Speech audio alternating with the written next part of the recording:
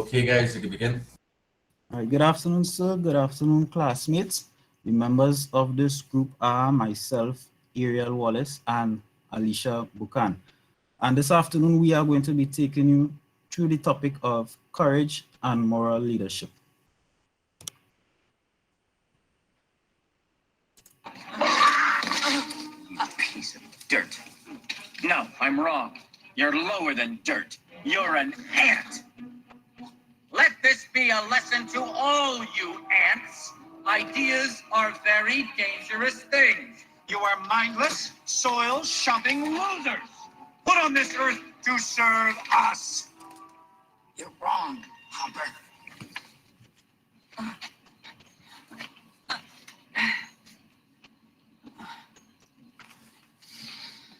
Ants are not meant to serve grasshoppers. I've seen these ants do great things. And year after year, they somehow manage to pick food for themselves and you. So who is the weaker species? Ants don't serve grasshoppers. It's you who need us.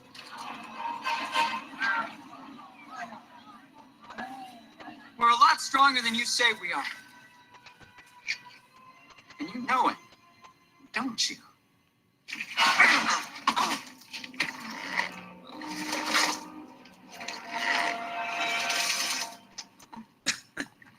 Well, Prince.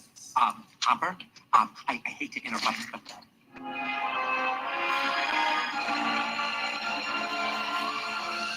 you ants stay back!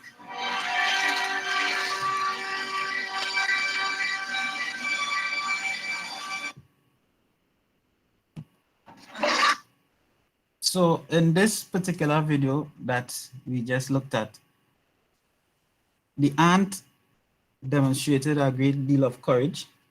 He demonstrated a great deal of leadership. And this afternoon, that is what we would like to discuss.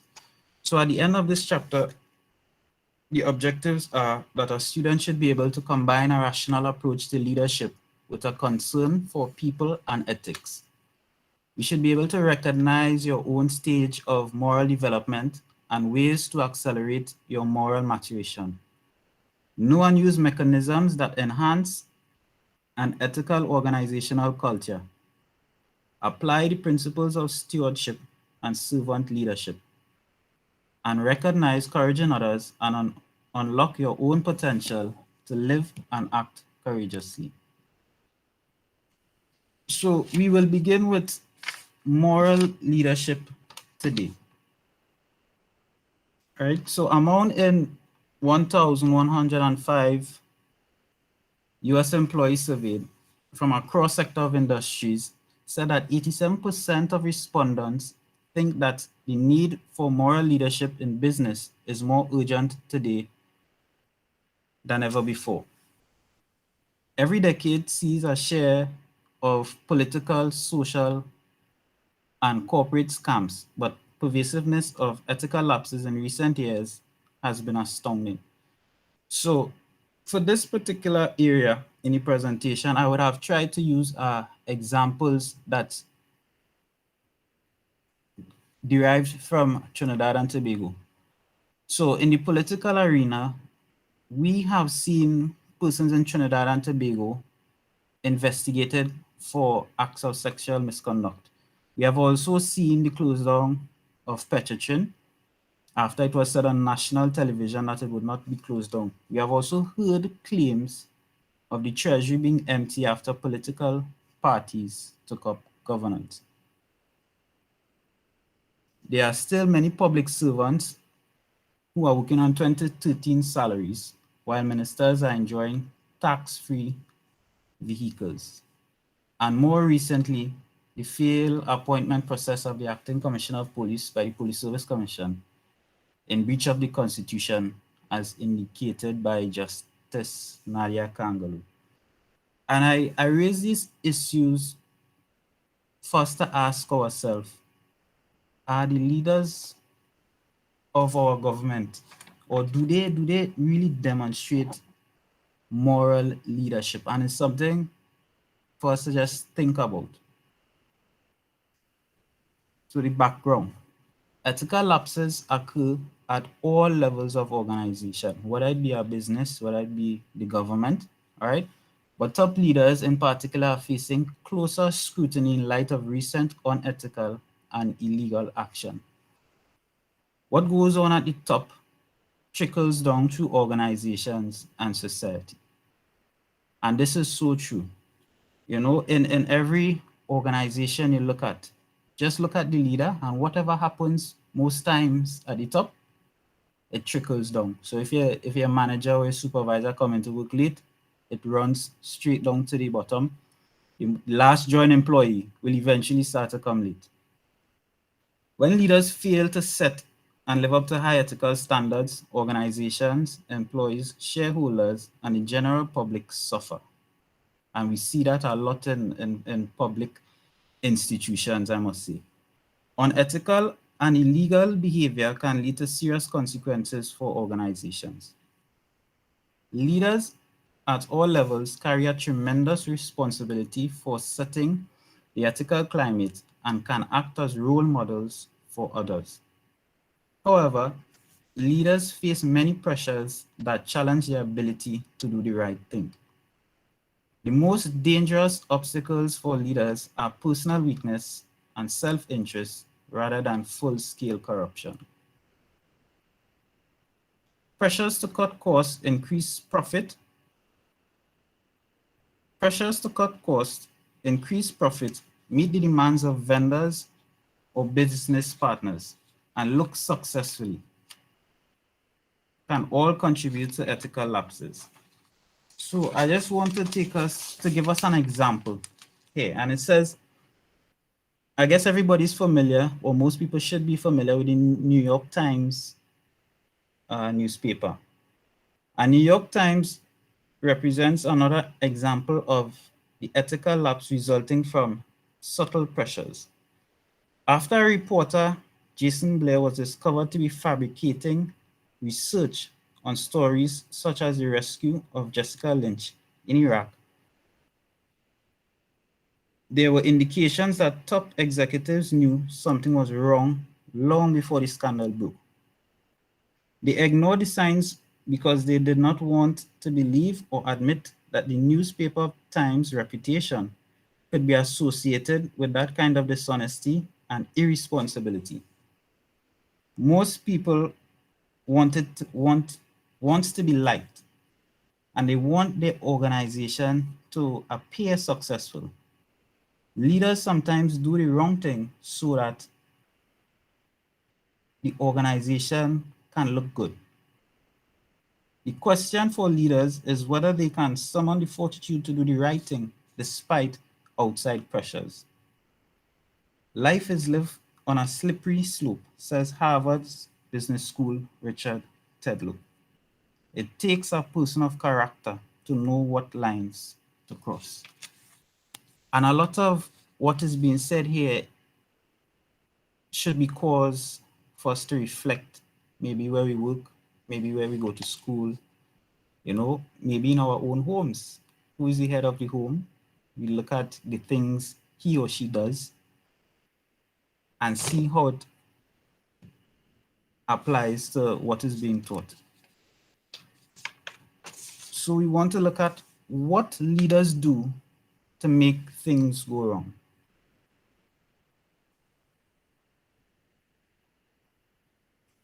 What actions of leaders contribute to a lack of integrity within an organization? And this is from basically a business perspective. Considering that integrity is defined as adhering to moral principles and acting based on those beliefs.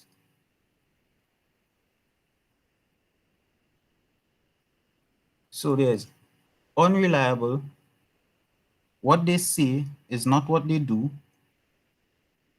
and leaders who get defensive. I mean, in my line of work, I could tell you that I have experienced the latter two of these points. We have supervisors or what we call managers, who they say to do one thing, but they don't actually do that. So they tell you to do something, but they themselves don't do that. So it's basically do as I tell you to do, even as adults. And then I've also experienced leaders who get defensive every time you raise a particular point or you say something. They're always defensive. They could never give you that air of understanding or to listen or tell themselves, okay, maybe I could learn something from this young person. You know, they always get defensive. And we are sure in every organization we experience persons like these. Leaders signals what matters through their behavior. And when leaders operate from principles of selfishness and greed, many employees come to see their unethical behavior as okay. So forgive me for using all these police examples, but um, these are things that I would have experienced. So there are police officers who openly would display a level of arrogance and lack of understanding in a simple road traffic stop. Some of whom will blatantly flout the law themselves to achieve and demonstrate that they have the power and the authority over everyone else. As one employee said, it is easy to get into. Well, everybody else is doing it, so maybe it isn't so bad. And I say that because I am sure that we in Trinidad and Tobago would have had, most of us, I should say, encounters with these types of police officers. I would say that not all police officers are like that, but fortunately or unfortunately, the ones that we encounter on the road, or maybe they would have come to our house for one reason or the other, would openly display that level of arrogance and lack of understanding just to demonstrate their level of authority. And there are police officers who break the law and come on the other hand and enforce the law. And then you question yourself as to how much moral integrity does this person have?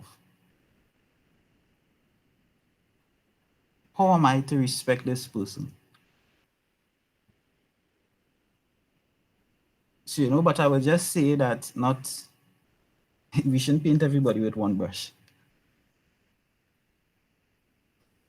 So the leader as a hero is an outdated notion. So we believe that all leaders are heroes, right? But some executives are preoccupied with their own importance and take every opportunity to feed their greed and nourish their egos.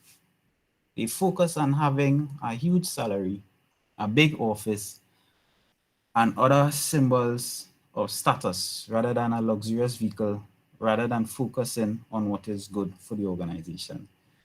And when I read this point, I automatically thought about politicians. I trust that nobody in the class is not a politician. But I did think about politicians, and I think about how good their intentions are before they get into office. And as soon as they get into office, I don't know what happens. Like everything just fall apart. They forget the reason why they went there. They forget that they are there to serve the people and not themselves. And they tend to get carried away by the big salary, the big house, the nice car, the status of saying, I am an MP or I am a minister, you know? So on the next point, it says that these leaders typically pay more attention to gaining benefits for themselves, which is so true, rather than the organization or a larger society. Top executives who expect big salaries and perks at the same time the company is struggling and laying off thousands of workers. are not likely to create an environment of trust and integrity. And I am sure that we all know or could think about persons like that. They just get into the organization, draw the big salary, forget about everybody else, and then expect the workers on the ground to respect them and have that level of trust and integrity for them. So this is just a short exercise, very, very short, right? So I require some class participation in this exercise. So leaders define how they view human nature and the tactics they use to get things done. So basically for the next 5 questions, we want to answer whether the statement or the question is mostly false or mostly true.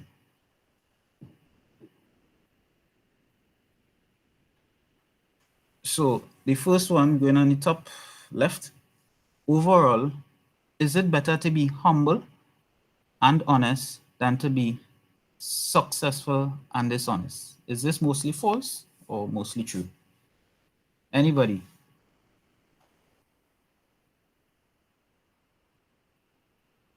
I would say it's true. True. I would say it's true too. Mostly true as well. Maybe anybody have a different opinion? It's better to be humble and honest than to be successful and dishonest. Because whether we like this or not, this exists among us. In this beautiful country of Trinidad and Tobago, it exists among us, unfortunately, I should say. Number 2, on the right side of the screen, if you trust someone completely, you are asking for trouble. Is this mostly false or mostly true? I would say true as well. I Is would it say true for that? false. You don't trust people anymore? Yeah, It I would say depends. false. I mean, I think it allows you to learn. If you trust somebody completely, that's your choice. And based on their response, you can now learn whether or not, like, okay, should it be 100% trusting? Should it be more 60% trusting? You kind of learn the So people you're saying within that your environment. you're saying that trust has stages. Sorry? You're saying that trust has stages, basically. Yeah, you understand how much you can trust somebody or with what you can trust them with, like you kind of learn the people within your environment. Fair enough. All right, next one. A leader should take action only when it is morally right. Mostly false, mostly true. This is an easy one.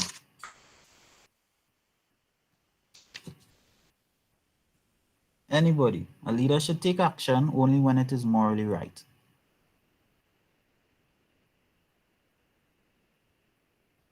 All right, so I think that this is false. He should always take action.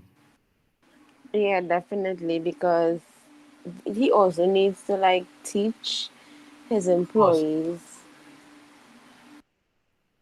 I agree. Next point, or next statement. It says a good way to handle people is to tell them what they like to hear. I want to ask Absolutely false. how many of us do that? We tell people what they want to hear. Just to get them off our backs. No, But that would We have a term for that. We call it mama guy. Mama guy, local balance. Mama guy, a good way to handle people is to tell them what they want to hear. And the last one is there's no excuse for telling a white lie to someone. Are lies justified?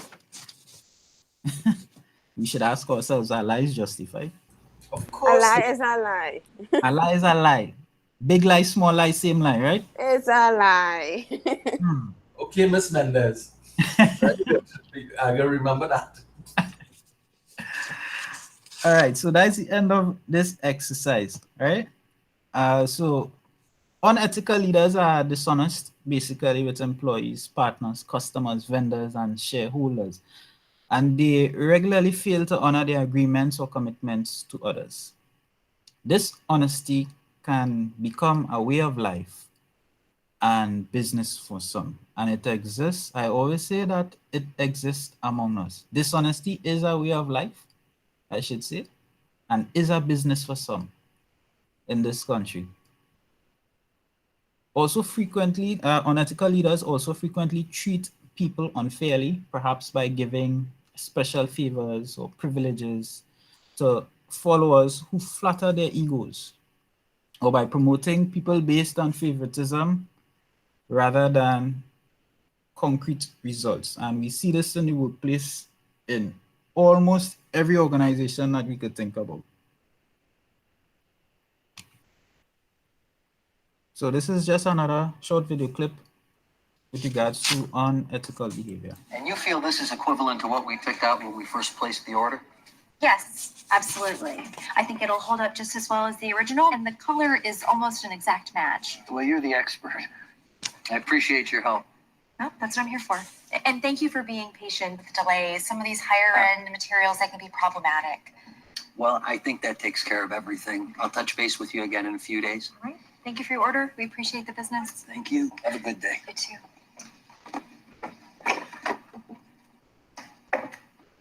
Hey, Nancy. Yeah. I can't believe you can say all that to his face. What? Say what? Well, the delivery date for starters. It wasn't because the supplier messed up. It's a difference. It's better to blame it on someone else rather than us, right? Us? Wasn't it you that just didn't get around to placing the order on time? In higher end materials, you substituted the cheapest stuff in our warehouse. You know the color is off and that it won't hold up as well. At the very least, you should give them the lower rate for that material. Whatever, maybe. We'll see. I mean, it's more money for the company and a higher commission for me. It's a win-win. I just don't see how anybody's winning. Not the company and not you either. Ethical or unethical? Unethical, yes? And so who was the person who said a lie is a lie? That would be Miss Cassie. Not here anymore. They're not saying anymore. A lie is a lie, right? But Nancy was seeing it as a win-win. So unethical behavior, Nancy was seeing it as a win-win. So is it because it's a win-win, does it mean that it is right or an ethical practice? No. All right. So unethical leaders also tend to take all the credit for success, but they blame others when things go wrong and take credit for followers' accomplishments. They fail to allow others to have meaningful participation in decision making and generally treat people with discourtesy and disrespect. Unethical leaders also see their followers as a means to an end. So basically they just use them, right? And show little concern for treating people as individuals or helping followers develop their own potential. One of the primary ways leaders contribute to an unethical and potentially corrupt organization is by failing to speak up against acts they believe that are wrong. And it happens, I will continue to say that throughout this presentation, it happens among us. We see wrong things, we say nothing for whatever legitimate reason we think we have, but we say nothing and we basically just contribute to the unethical practices and behaviors that is taking place among us. Right? So this chart, I wouldn't really go through the entire chart, but this chart is from the textbook, which does a brief comparison of traits or characteristics of the unethical leader and the ethical leader. All right. So we're going to move on again to another subheading, and it is acting like a moral leader. And the question is, does morality in leadership really matter? Let's take a look.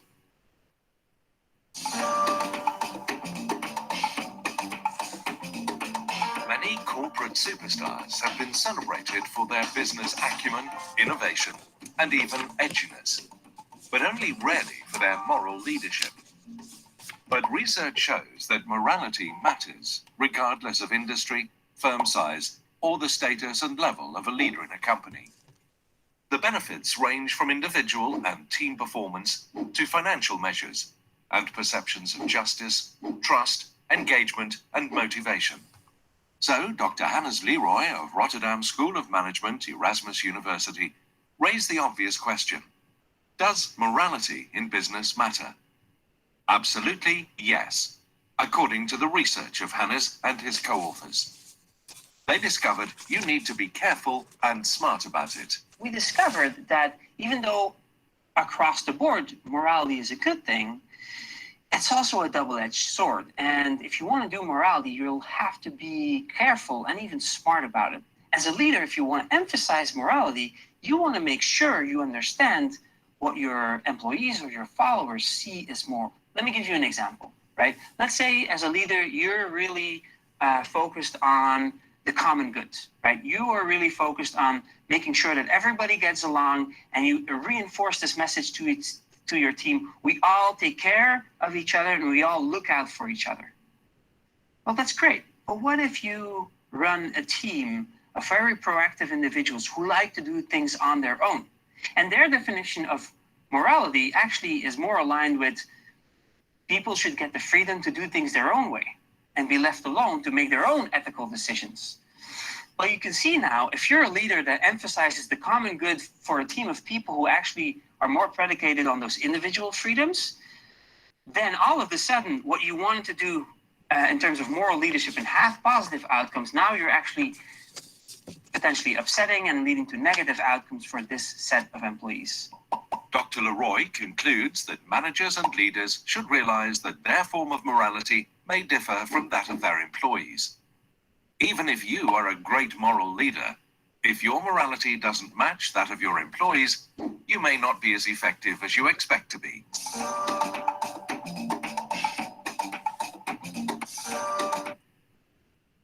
So the whole point of that clip, in essence, is as a leader, you should ensure that your morality lines up with that of your employees, which includes you knowing the type of employees you have. All right. So does morality matter in leadership? Yes, it does.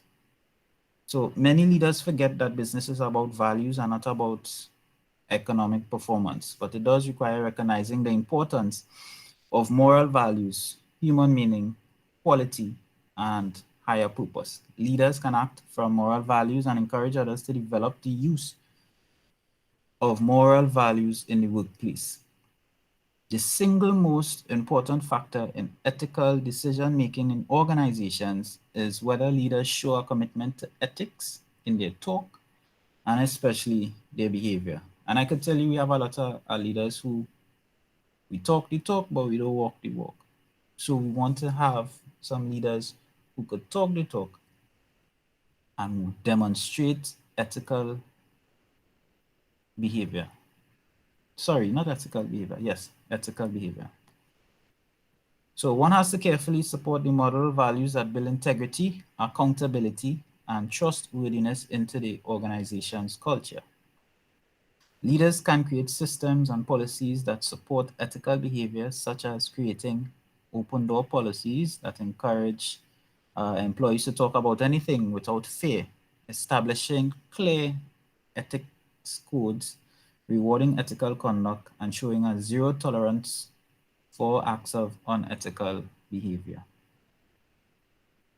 So basically, this speaks to having an open door policy in the workplace where you should not or would not be judged, and showing basically a zero tolerance for unethical practices. So in this note, it says a code of ethics alone is not enough, but leaders should articulate and uphold high moral standards, and they do the right thing even if they think that no one is looking. point number 2. Leaders should also realize that what they do in their personal lives carry over to the professional arena. Leaders are a model for the organization 24 hours a day, 7 days a week. I want to ask a question with this last point. Do we think that it is important to be one person all the time, or could we be one person in work and then one person outside of work? Anybody could answer.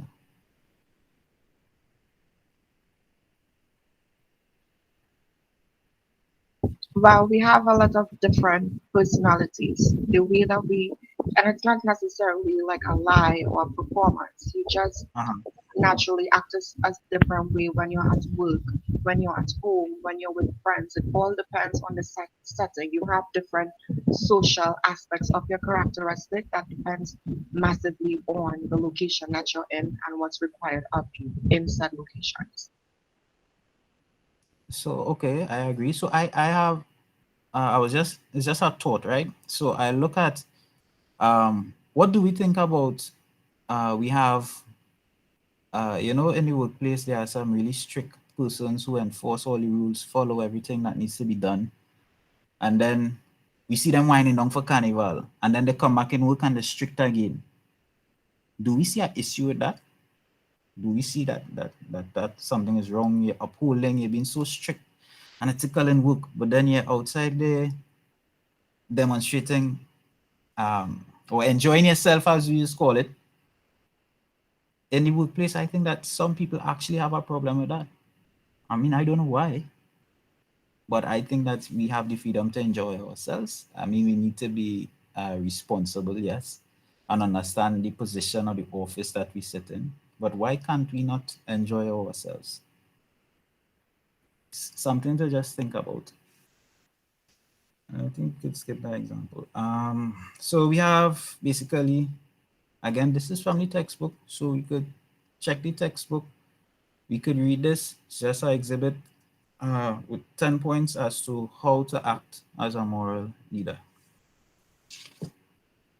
So we're moving on to, I think this is a short one, yes, becoming a moral leader. So leaders have a choice to choose whether to act from selfishness and greed to diminish others, or in ways that serve and motivate others to develop their full potential. Moral leadership is about distinguishing right from wrong, basically, and seeking the just, honest, the good, and the right conduct in its practice. Leaders have great influence over others. Confidence is a requirement of moral courage because it moves leaders from contemplating what is right to acting on their moral values. Moreover, leaders can develop these characteristics through their own hard work. Individuals have choices about whether to behave morally. Just like in life, we all have choices, right? So moral leadership uplifts people, enabling them to be better than they were without a leader. Leaders are responsible for building a foundation that strengthens and enriches the lives of organization members. Specific personality characteristics such as ego strength, self-confidence, and a sense of independence may enable leaders to behave morally in the face of opposition. So this is 3 levels of personal moral development. One is the pre-conventional, and this is where persons follow rules to avoid punishment. They act in their own interest. Blind obedience to authority for its own sake. And these are the employees I am speaking about, right? So level 2 will be conventional, where the employees live up to the expectation of others, fulfill duties and obligations of social system, and uphold laws.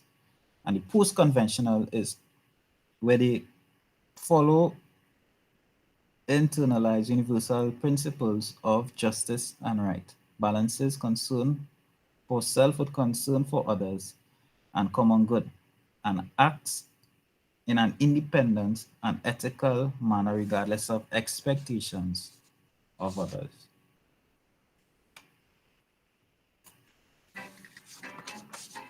Lawrence Kohlberg's theory claims that our development of moral reasoning happens in 6 stages. The stages themselves are structured in 3 levels: pre-conventional, conventional, and post-conventional. To understand this better, imagine a conflict at school. There is a fight in the schoolyard. 2 ninth graders are beating up Tom. Those who watch the fight are at different stages of moral development. Let's see what they do and how they justify their behavior. At the pre-conventional level, Finn is driven by fear and Mary by self-interest. Both judge what is right or wrong by the direct consequences they expect for themselves and not by social norms. This form of reasoning is common among children. At the conventional level, Betty responds to peer pressure, and the teacher follows the rules. Their morality is centered around what society regards as right. At this level, the fairness of rules is seldom questioned. It is common to think like this during adolescence and adulthood. At the post-conventional level, Jesse knows that things are complicated because individuals may disobey rules inconsistent with their own morality. The headmaster follows a universal ethical idea, at complete disconnect with what society thinks or the rules say. To him, everything is solved through compassion. The right behavior, in his opinion, is therefore never a means to an end, but always an end in itself. Not every person reaches this level.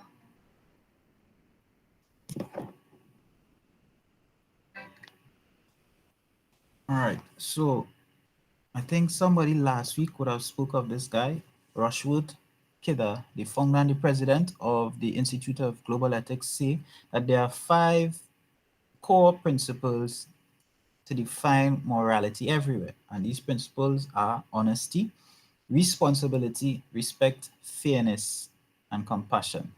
He also defined moral courage as the willingness to uphold these core values even when doing so involves significant personal risk.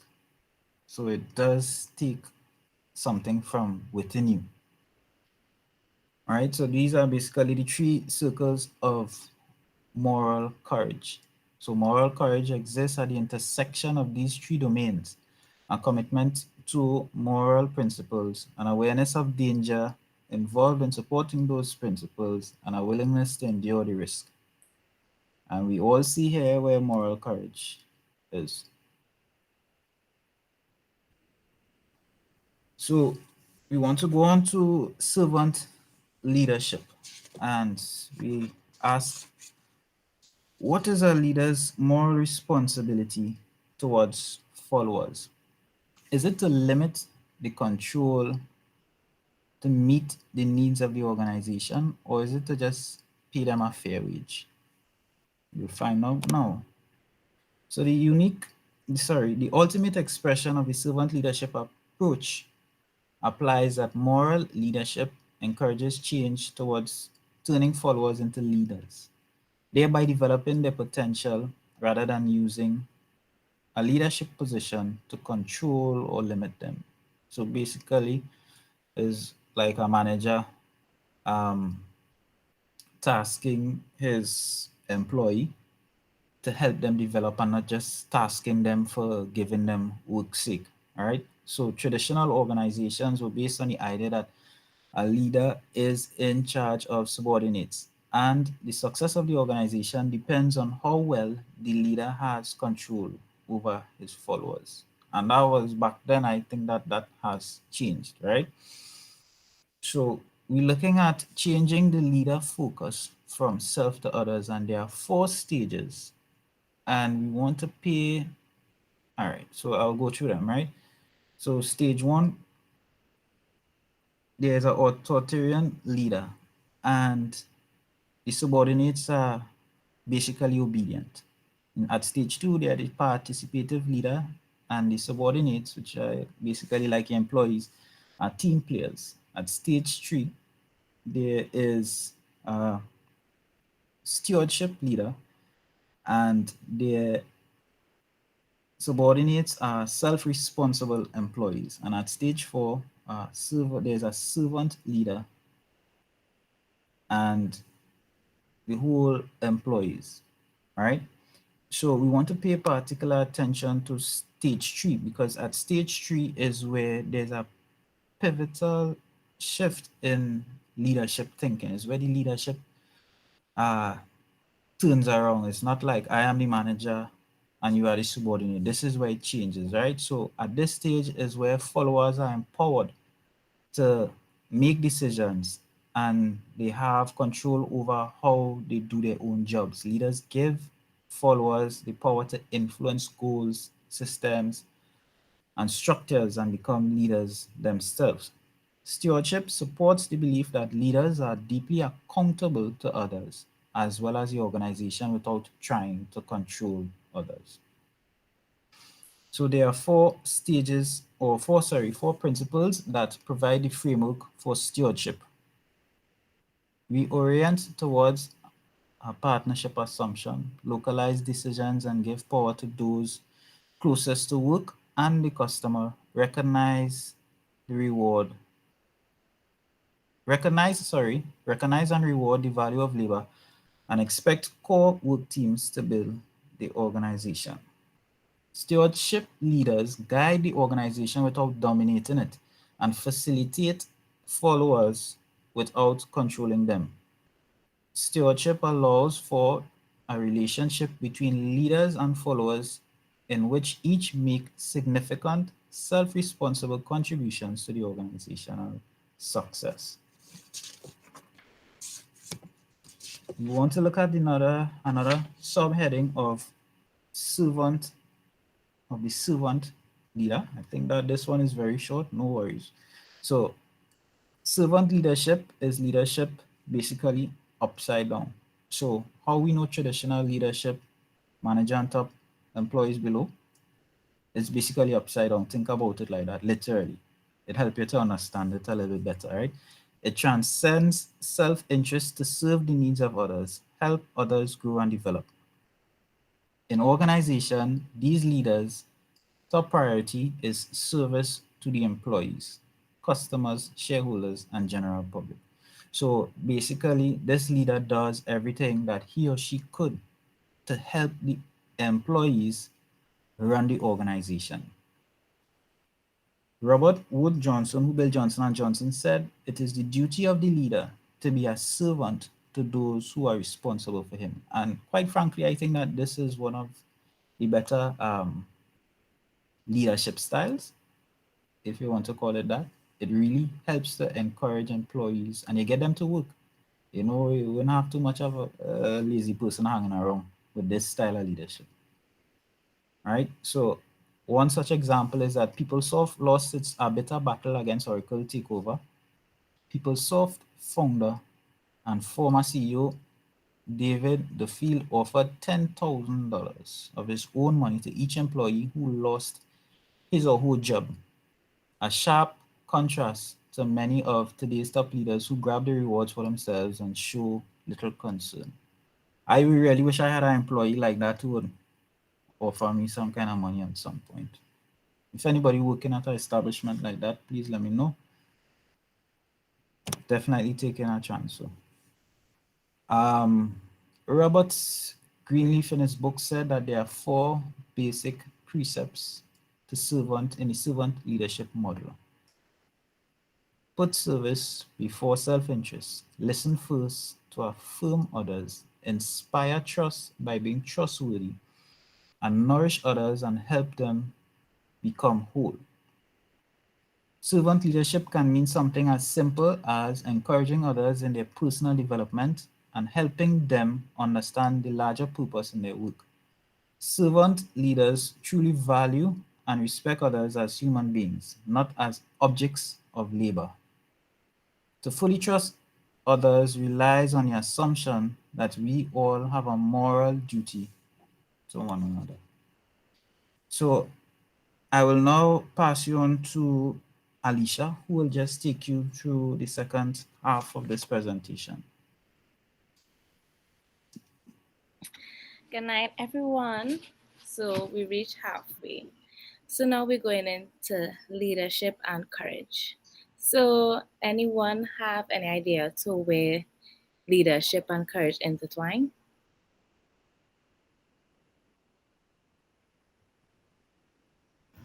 No, anyone? In terms of probably where it comes to decision making. Kind of, but let's dive into it. So let's take into consideration this famous quote and tell me what it means to you. Courage is not the absence of fear, but rather the assessment that something else is more important than fear, by Frank D. Roosevelt. Does this quote mean anything to you or says anything to you?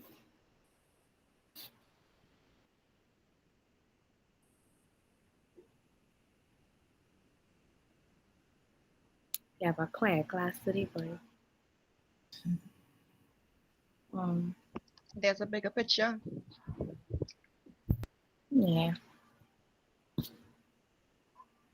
So, next slide. So, leadership courage. Leadership courage suggests that leaders sometimes have to reach deep within themselves to find the strength and courage to resist temptation or to stand up for the moral principles when others may ridicule them.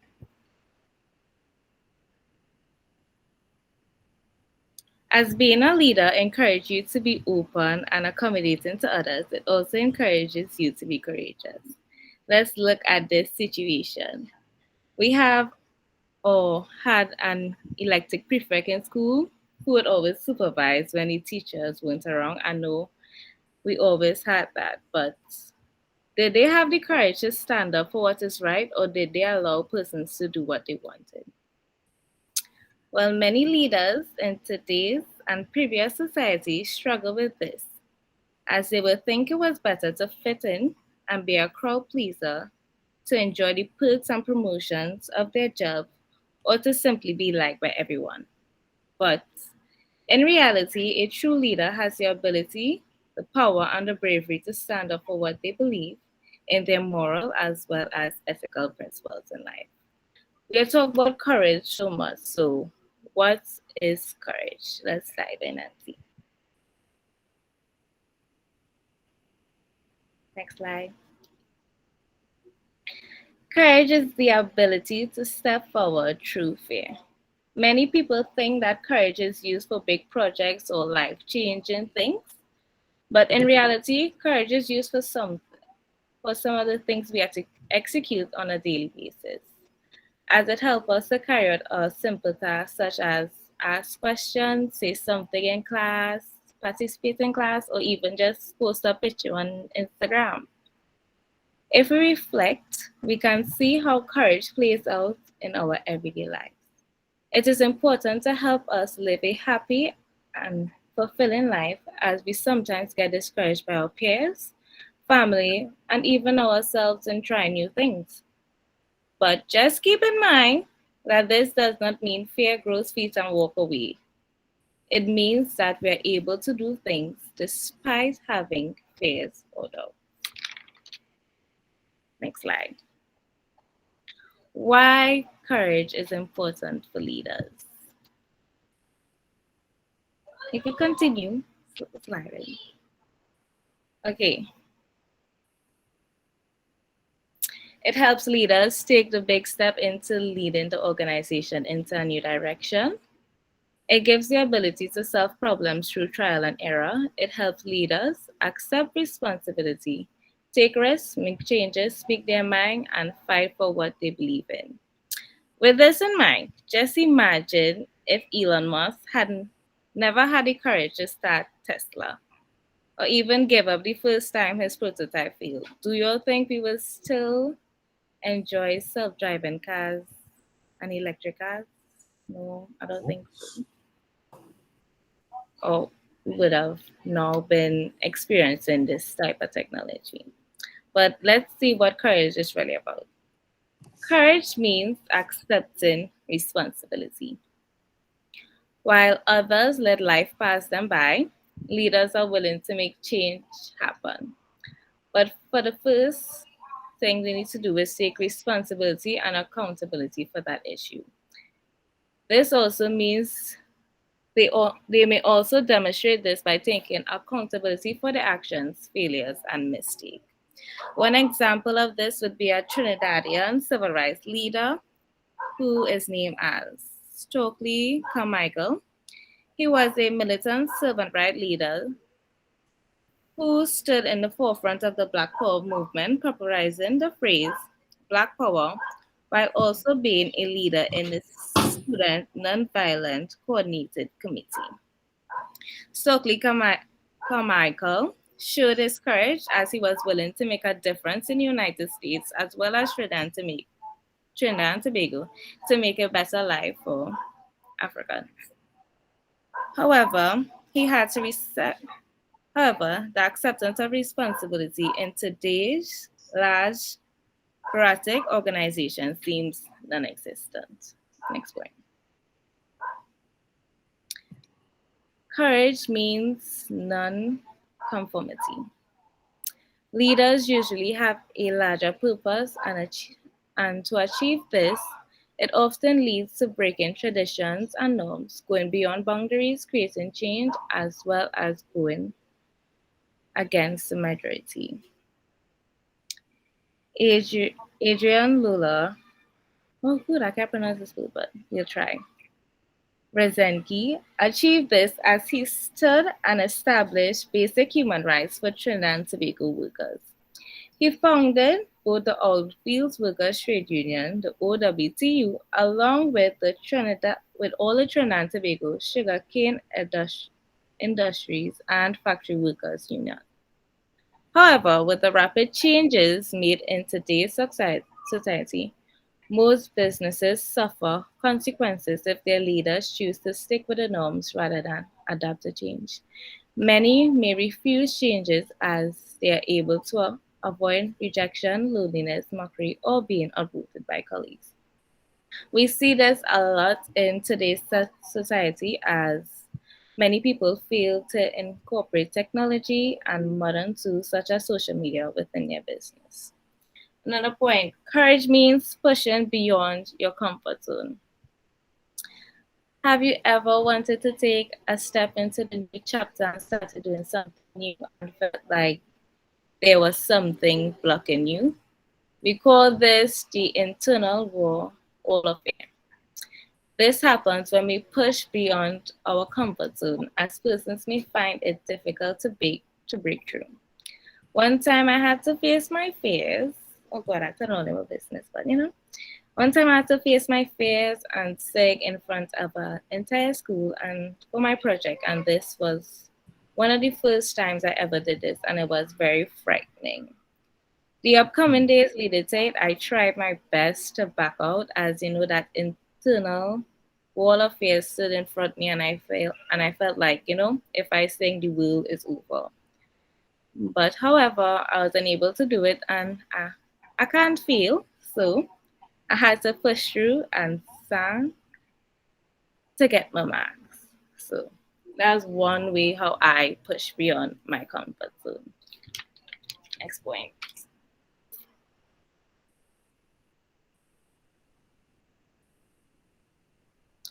Abilene paradox. Abilene paradox describes the tendency people have to resist voicing their true thoughts or feelings in order to please others and avoid conflict. We will see how this plays in to courage. Next one. Courage means fighting for what you want.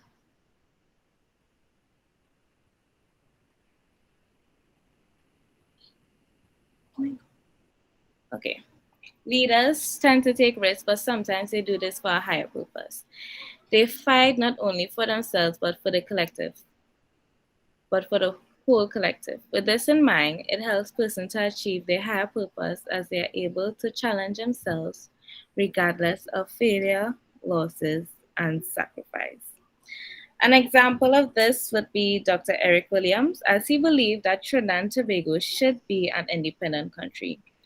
He fought for this from the British government, being the first Prime Minister in Trinidad and Tobago in 1962. there may be a lot of things that may happen to him.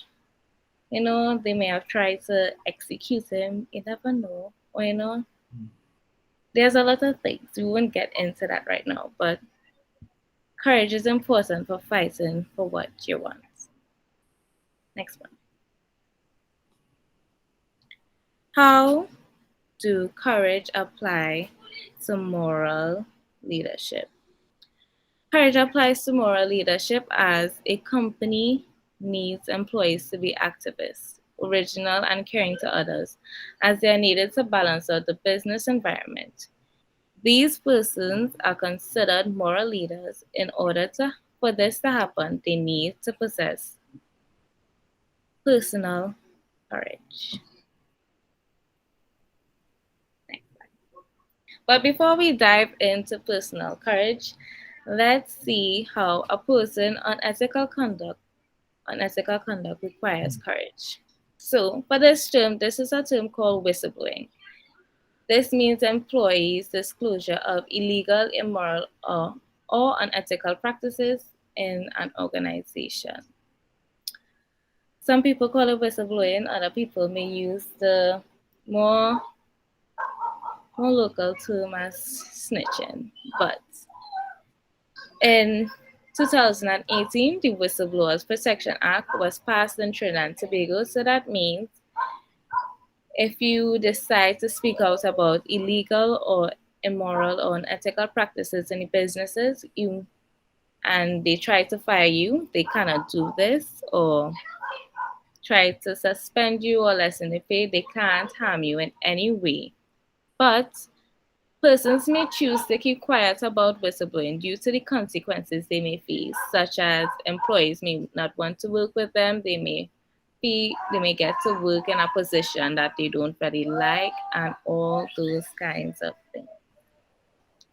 Next slide. Finding personal courage, right? Personal courage forces you to do a deep analysis within yourself, as it causes you to identify your strengths, weaknesses, triggers, and boundaries. With this in mind, it helps you to become more in touch with yourself and your emotions, resulting in better connections, relationships, as persons identify and link themselves with your characteristics. As a leader, it is important to connect with your followers, as it helps you create a better relationship. It causes persons to believe and trust in you more, as you will become more open in sharing experiences, information, and most importantly, your connections. Personal courage don't always have to be for leaders, but it can also help you in your everyday personal life. Next slide. Now, how do we find personal courage? Anyone has any ideas?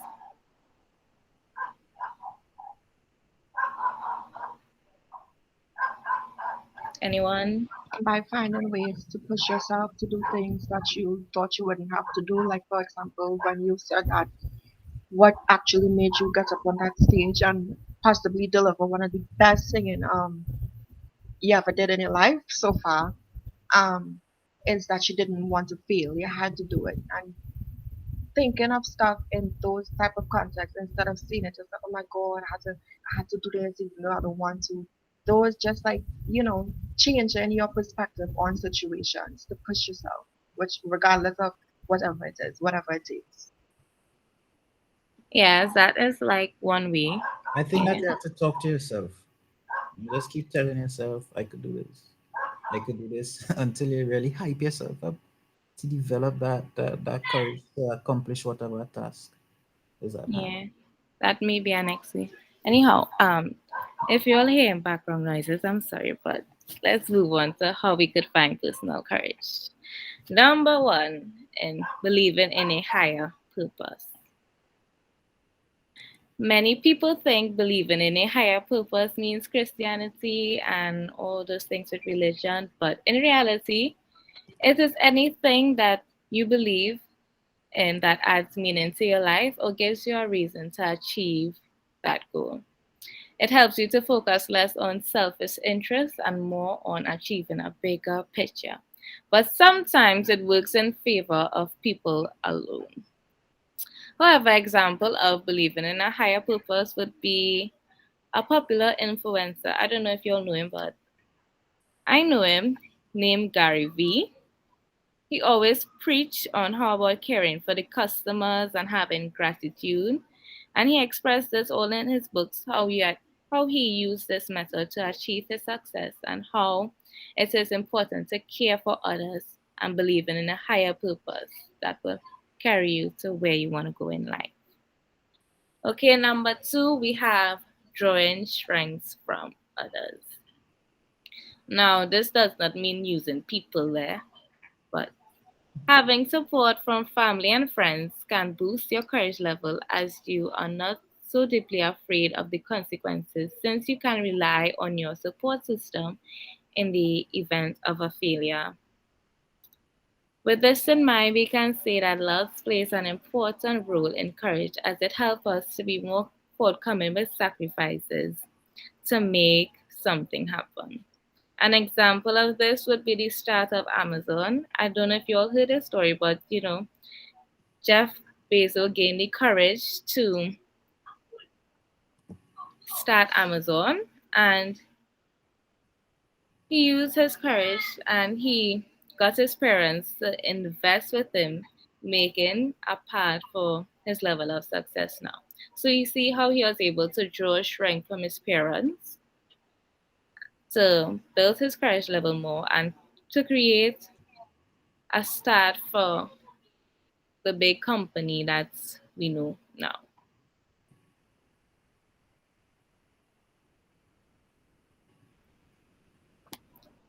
Thirdly, welcoming failure. Many people in today's society see failure as an obstacle in life, while others see it as an opportunity to grow.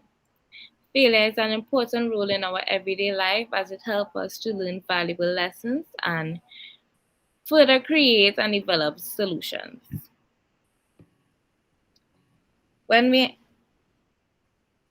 An example of this would be Elon Musk as he welcomed failure as he had 4 failed attempts in his launch in SpaceX before he was successfully able to launch and land his SN-15 Starship prototype in his attempt to commercial flight. But when we accept failure, we become more at peace with it, and it gives us the courage to face our greatest fear, no matter how devastating the outcome is, as well as and it gives us the strength to persevere and push through our failures to achieve our goals. Lastly, harnessing anger and frustration. Harnessing anger and frustration can be a good thing once done in a moderate amount, as it gives you the courage to push through and to make us change or stand.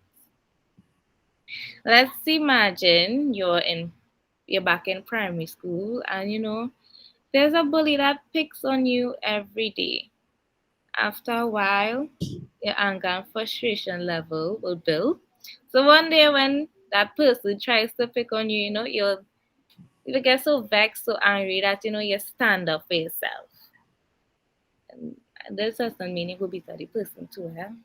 We don't condone violence in here, but you'll be able to stand up for yourself so that person won't bully you anymore. When you experience this level of anger and frustration, to stand up for yourself regardless of the consequences, as the girl could have beaten you up and all those things. But with leaders, this is needed as it helps them to make the hard life-changing decisions such as firing a person or even standing up to your boss and voicing your concerns. After hearing how we can achieve personal courage, we ultimately can see how all these steps plays an important role in courage as it intertwines to help us to achieve our goals despite having our fear. Okay, so we have done the chapter.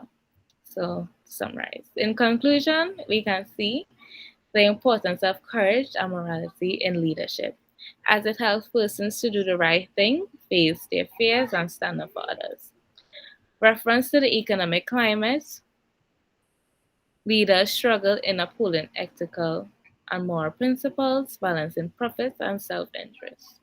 In addition, we see how leaders use moral development to benefit both themselves and their followers while learning the difference between authoritarian and participative managers, as well as stewardship and servant leadership. In closing, we discuss how persons can find courage in their daily lives and marry this in leadership through meaning and finding the sources of same.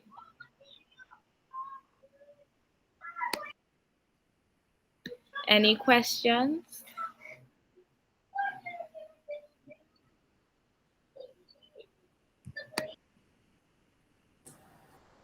Okay, if there are no questions, I'll stop the recording now.